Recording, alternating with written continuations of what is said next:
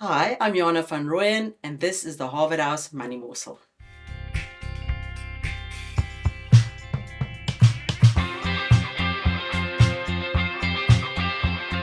Welcome back, and thank you for joining us. Remember to like and subscribe, and click the bell so that you can get notifications when we release our new videos. I'm sitting here with Willie Pelser. Hello, Willie. Hello, Jana. Thank you for stepping in today. Pleasure. So this week we had Trump's Liberation Day, and our National Assembly also voted on the SA budget. These events took place on Wednesday evening, and just before it took place, we saw that the rand lost 30 cents to the dollar, and our local yields increased by almost 40 basis points. Do you think the market expected the results of these events? Jana, the answer is no. And with hindsight, why didn't it happen on the 1st of April? Because then we could have said this is just a joke. Yes. But unfortunately, it's not a joke. So, yeah, Jana, as you say, the first event for us on the day was obviously the budget process that need to get finalization, and there was a vote in the assembly or in parliament. And yeah, to some extent, it's almost like a circus because remember, we do meet in a tent. So, but all the clowns were there, all the leaders were there. They had a speech or sort of a few minutes to say something again before the voting started. I've listened to all of them. It was an interesting process to actually listen to. And as we know, the whole principle was what do we do with the income line, the VAT issue. Listening to everybody, it was interesting just to note that we're all on the same page, party-wise, country-wise, that we need to do something about expenditure. And then, yes, the whole issue was who's voting for.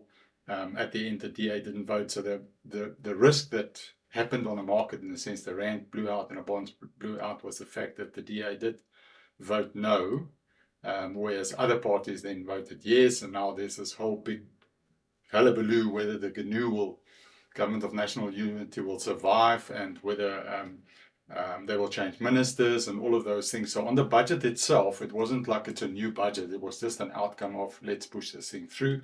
The market didn't like this political ball play, if I can call it that way, and that's why the risk was priced in, that it's a political event rather than the budget event itself. So yeah, that was a bit of a disaster for us. And so, Willie, with the political risk taken into a factor, do you think in May, with the Reserve Bank deciding on interest rates, do you think they'll cut, or are they going to just keep it where it currently is? Yeah, and I think I'll postpone that answer there because I think we need to take into account what happened a few hours later when Trump released the tariff war in principle, or all the tariffs. So in short, I would like to remind people of what actually happened. So there was a warning to all of us, in the sense this is coming, Liberation Day is coming, he's going to do that. There's a lot of discussion in the press as to how did they come up with this so-called countries are mistreating, or they sponging on the US type of thing. So they applied some form of formula which indicated that we 60% in the negative. China is 90% in the negative, or something like that. Lesotho is 80 or whatever in the negative. So the yardstick, we can debate about the yardstick, but the principle is they applied it right through. But there's a law of unintended consequences here, because now countries, and I'm taking countries like Vietnam, Bangladesh, and so on into account, because of a point I want to make, is they slap these tariffs on blanket all over the world without taking into account, are those countries actually to the benefit of the US or not. So let's use Vietnam as an example. A lot of companies like Nike, their shoes are made in countries like that because of labor cost, input cost, and all of those things. So it's a dilemma in the industry right now as we speak, 2 days after the event, because of this blanket principle of I'm going to hit you with massive tariffs type of thing. So whether it's justified or not, I don't know. It's again the bully tactic. So the question is, will they afterwards sit country by country or whatever? The market didn't like it. The global markets, especially the equity markets locally and so on, took over the last 2 days some serious tumble. And it's this perceived concept of what's the implication of these higher tariffs. Also, what we need to take into account is, yes, the US want to protect themselves in the sense, let's make America great again. The problem is import substitution, because remember, all these things were made at lower cost somewhere else for a reason. Couldn't do it in America. First of all, maybe they don't have all the materials, so it's interesting to look at the list of what's been excluded. So I'm just using copper as an example. They don't have copper, so it's not on a tariff thing. Semiconductors, there's a list as long as from here to how it falls of small items that's been excluded because they don't have it. But back to the import principle, they have to rejig a massive engine to produce stuff locally and not import it. And I don't think these massive tariffs are going to help them to do that. So on top of all of this uncertainty and so on, I think the outcome is, that will probably be your next question, is what is going to happen in the world. The word recession, I think we're going to read it more and more.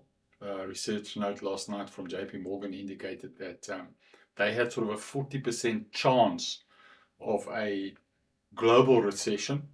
Now remember, that's averages. They pushed that to 60%. The other concept that's coming through, the tariffs will lead to inflation.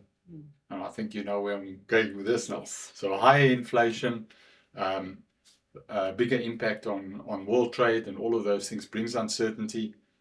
All the reserve banks all over the world, or central banks, will sit back and say, hang on, let's just see what happens here. Is this inflationary impact, again, transitory, sorry for that English word, is it temporary, or will it be a lasting thing? I think the COVID has taught us something, so maybe they won't be too trigger happy to lower rates soon. So back to South Africa, I think that's the risk. The rand's blown out.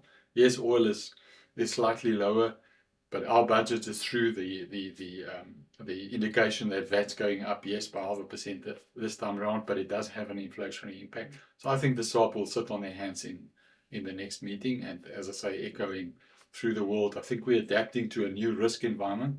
And I think if I can leave the listeners to this, is I think there's time of chaos that will last until there's an outcome on this war, because countries will retaliate. I think that's coming, and we have to brace ourselves to that. The outflow is on currencies, on interest rates, and on share prices. So I think we're in volatile times for the next couple of weeks. So. Thank you so much for that insight, Willie. I think we'll have to buckle up and just ride this one out. Thank you so much for joining us, and remember to like and subscribe. Until next time.